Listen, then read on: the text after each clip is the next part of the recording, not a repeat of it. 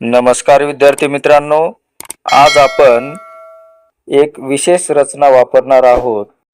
ती रचना म्हणजेच run out, संपले आहे। आपल्याजवळ जे साहित्य, सामान, वस्तू, पदार्थ हे सर्व संपलेले आहे, त्यावेळेस आपण रन आउटचा वापर करत असतो। म्हणजे आपल्याकडे आता काही शिल्लक राहिलेलं नाही, ते सर्व संपलेलं आहे, त्यावेळेस रन आउट वापरावे। आपण रचना पाहूया। Object plus has plus run out. आता पाहूया वाक्य। माझं बॅलन्स संपलेलं आहे। माय रिचार्ज हॅज रन आउट। पीठ संपलेलं आहे। The floor has run out. The floor has run out. Petrol संपलेलं आहे। Petrol has run out. Petrol has run out. तांदूळ संपले आहेत। The rice has run out. The rice has run out. साखर संपली आहे। The sugar has run out. The sugar has run out.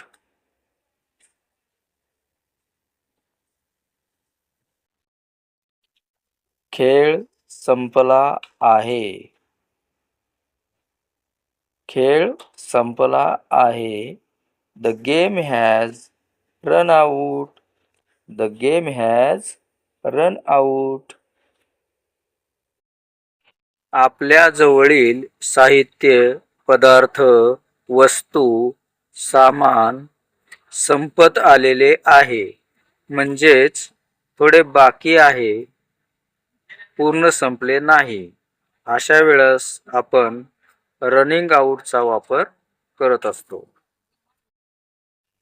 Formula आहे object plus is plus running out. येथे object म्हणजे वस्तू। तेल संपत आले आहे। The oil is running out. गहू संपत आले आहे। The wheat is running out.